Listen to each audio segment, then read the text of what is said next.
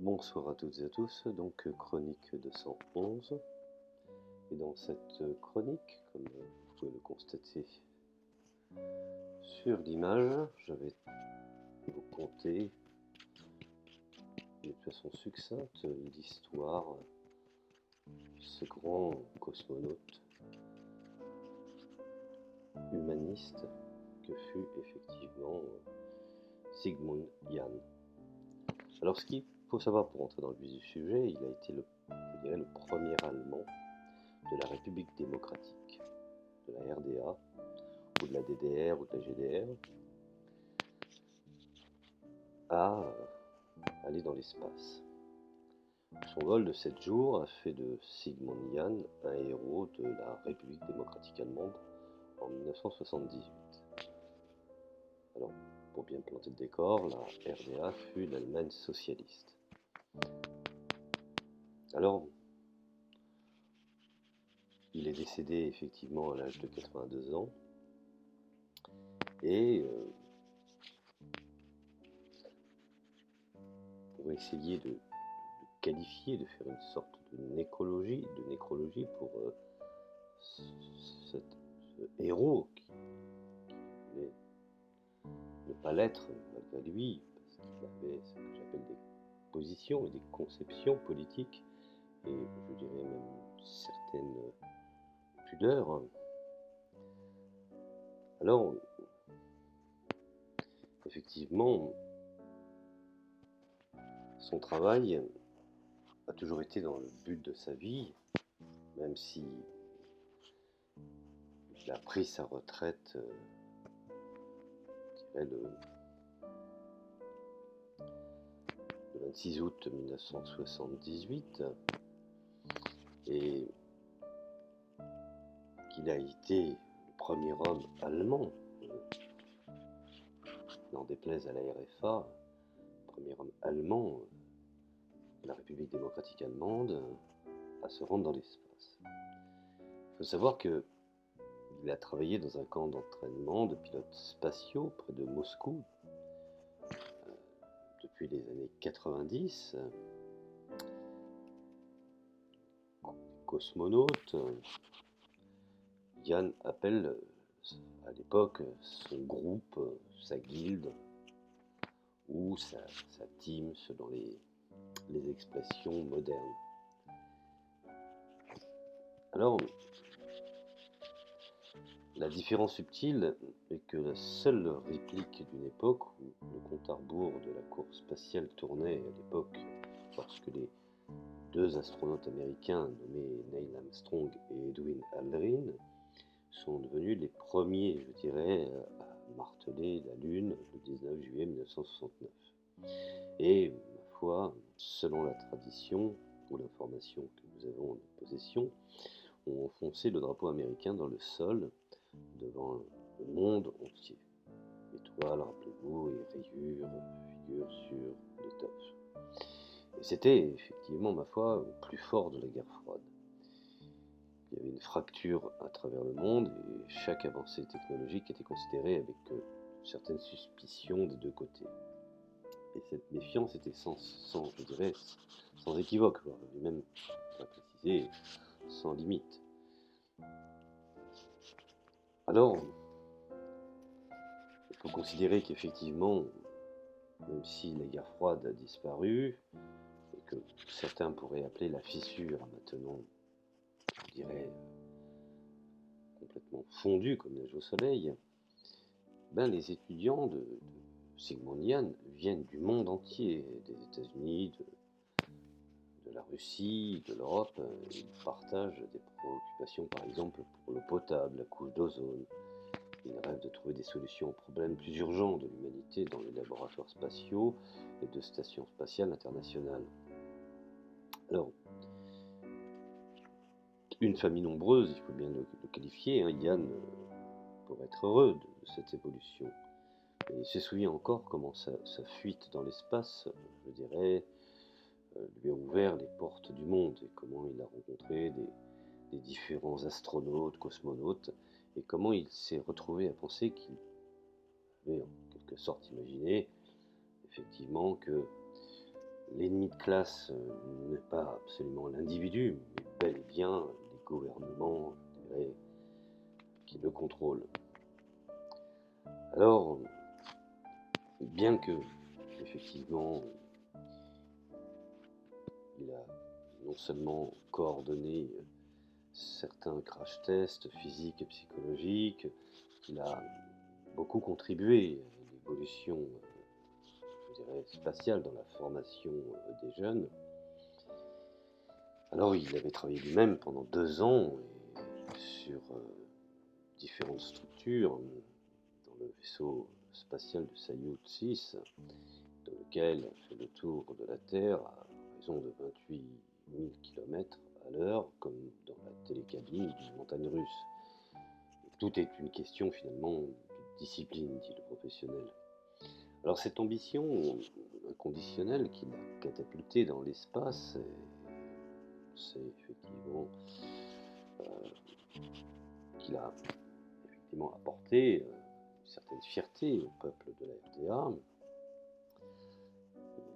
Je dirais, il est lié, on ne veuille pas, à l'ancien nom allemand qui signifie littéralement protecteur de la victoire, et est devenu par conséquence effectivement un héros de la RDA. Et je dirais que même, pour ne parler qu'un de ses meilleurs amis, Ulf Merbold, qui est le premier astronaute ouest-allemand dans l'espace, qui se sont effectivement rencontrés en 1984 à l'occasion du 90e, me semble-t-il, anniversaire d'un ami commun en Autriche. Les collègues qui portaient déjà sont devenus présents, désormais des amis. Merbold dit que depuis, je dirais, la chute du mur, Sigmund avait l'air fermé, c'est à quoi il ressemblait dans son cœur, restait son secret. Alors, bien que, effectivement, pourquoi Sigmund Yann arborait encore, avant son décès, la fierté de l'uniforme et des oripeaux de la RDA, c'est en cela qu'il fut, jusqu'à sa vie, jusqu'à sa mort, attaché à l'idée du socialisme. Alors, effectivement, on le qualifie de héros réticent, qui révèle en fait quelque chose sur lui-même. Par exemple, lorsqu'il écrit sur le contrôle médical avant le voyage dans l'espace dans son autobiographie de 1983, Erlebnis Weltraum, sur le fait que le pouls monte à la virgule d'une seringue, qu'il s'est efforcé à ne montrer aucune faiblesse devant les infirmières, et qu'il précise, je cite, je ne voulais pas rester là, ou plus exactement m'allonger comme l'un de mes camarades candidats. Il était déjà devenu pâle lorsque la canicule a été, je dirais, déballée ou investie. Il se souvient encore du commentaire de l'infirmière, elle aurait toujours pensé que les hommes courageux étaient recherchés pour le vol spatial. Et, ma foi, il a dû prouver dans la phase préparatoire qu'il peut accepter les difficultés et réagir rapidement dans de nouvelles conditions. Alors, des compétences que le pilote de chasse a probablement apprises non seulement lors de sa formation à l'Académie militaire soviétique Yuri Gagarin à Moscou, mais Sigmund Yann, né le 13 février 1937 à Morgenroth, à Rottenkranz, dans le Volgland, comme fils d'un ouvrier de Syrie et d'une couturière, a dû mordre dès son enfance, je dirais, les affres de la difficulté dans une des régions les plus pauvres d'Allemagne en pleine guerre. Alors il voulait au départ devenir forestier ou conducteur de train, et c'était, ma foi, son rêve. À l'âge de 13 ans, il dévore les livres de Karl May, presque comme un programme de contraste qu'il qualifie Mon Monde, dit-il à la fin, je dirais, de la frontière tchèque. Et lorsqu'il est assis aux côtés du commandant Valéry Vygotsky, dans son vaisseau spatial en 1978, il a des moments où lequel il aspirait à ce monde, mais un autre sentiment a prévalu. Alors, bien entendu, il lorgna, il craquait, il siffla sur son lieu de travail, les ventilateurs, les pompes, les moteurs ont fait du bruit, et qu'il connaissait la scierie de son père, et lequel il travaillait. Et Le niveau permanent correspondait au crissement, je dirais, des scies circulaires, 90 décibels. Mais il avait encore les yeux pour les photos derrière son hublot. De là, la Terre ressemblait à une petite boule de Noël bleue scintillante. Alors, on pourrait qualifier cela de tendre et fragile. Cela sonne finalement au fond dans sa bouche, si ce n'était pas un colosse de pierre, mais une fleur, comme on dit, peut attendrir, je dirais, le plus grand esthète. Et en tant que pilote de chasse, il avait déjà vu le monde d'en haut, dizaines de fois, mais de ce point de vue, la chose fut différente. Cela lui apprenait quelque chose qu'il pensait avoir déjà oublié, être étonné, et ma foi, il avait effectivement une demi-heure fait le tour du globe. Il n'y avait qu'un quartier universitaire entre Moscou et Washington, et la prise de conscience qu'il n'avait pas de frontières qui ne puissent être franchies, seulement des mers et des rivières ou des montagnes. Alors, ce qu'il faut savoir, c'est que l'appellation chez Sigmondian concernant le rideau de fer au mur de protection antifasciste, ces mots, selon lui, avaient une connotation tout à fait différente. Des gens comme Sigmondian considéraient qu'effectivement le mur était une protection face aux capitalistes qui pendant très longtemps avaient subventionné effectivement le nazisme et le fascisme, et dont il ne voulait absolument pas de retour. Et donc, dans sa conception, le mur était plutôt une protection sociale déjà. On le voit aujourd'hui, l'histoire a donné raison à des gens comme Yann. Alors de retour sur Terre, il semblait soudain creux. Cependant, rien n'a changé dans sa fidélité inconditionnelle à l'État ouvrier et paysan, et plus précisément à la RDA.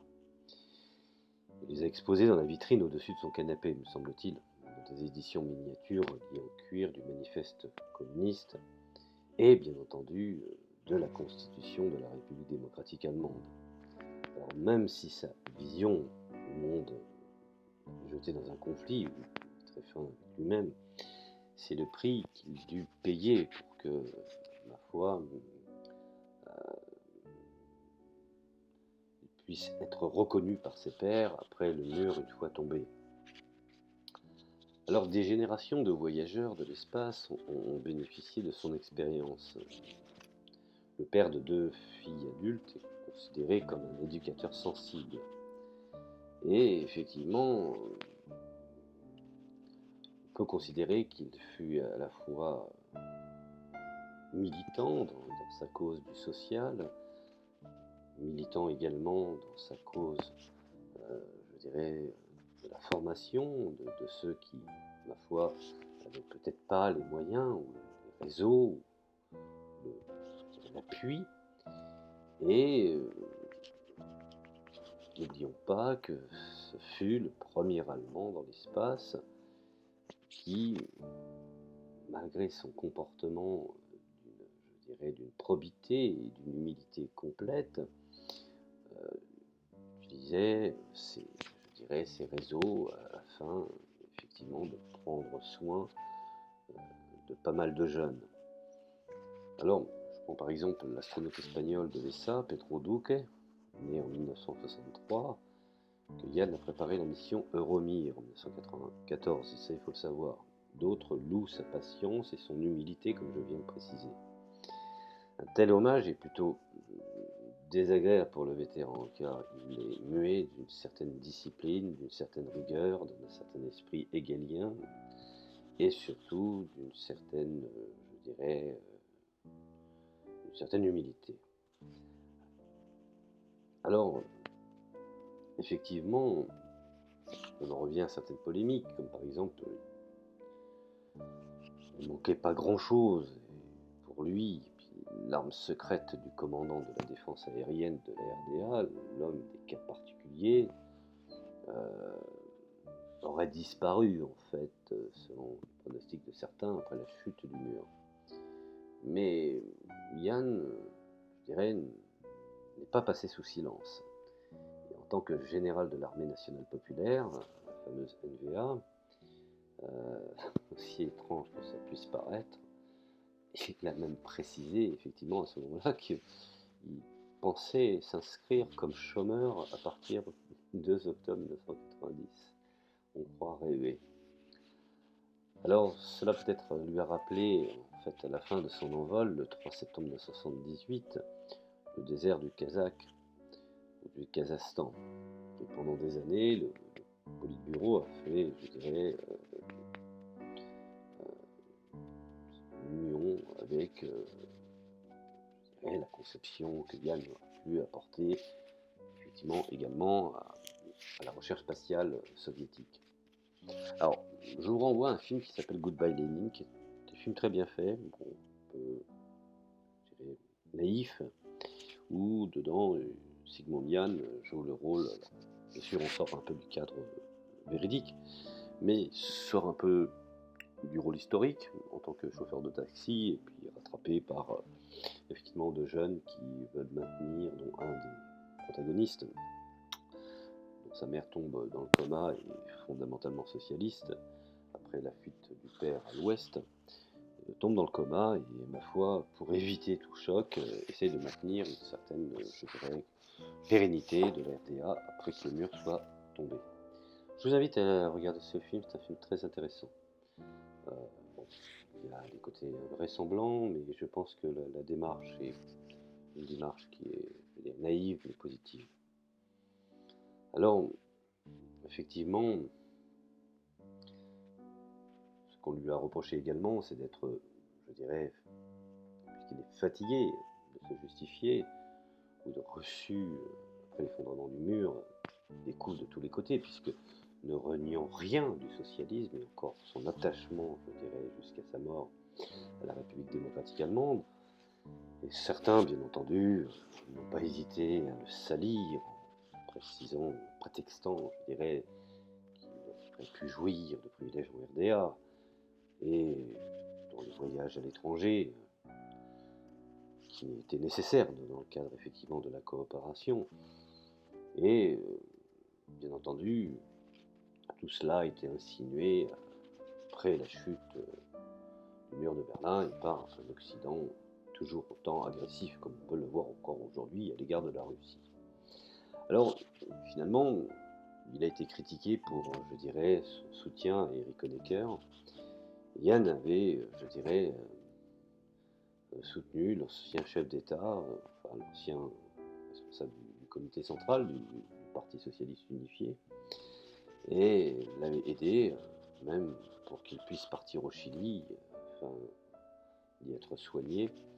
Et lui-même dit: je ne laisse personne dicter mes convictions d'une façon ferme. Alors en fin de compte, quoi qu'on en dise, Yann restera quand même le personnage pour l'Allemagne socialiste dans l'histoire. Alors même si effectivement aujourd'hui l'Allemagne américano-fédéraliste de l'Ouest peut absolument détruire et faire disparaître toute l'histoire de la RDA, il restera dans l'histoire et dans des ouvrages d'histoire des gens qui ont su à un moment donné donner une dimension et une fierté à un État socialiste, patriote, en relation avec, je dirais, les pays émergents, et dont il ne rien, absolument rien, du socialisme et finalement de sa conception, je dirais, universelle de l'État de la RDA. Alors voilà, je vous remercie de m'avoir écouté. Bon, il y a pas mal d'informations qu'on peut glaner comme ça, trouver. Son livre est intéressant, c'est un livre très personnel de Sigmund Yann. Et je vous dis à la prochaine chronique. Merci à vous.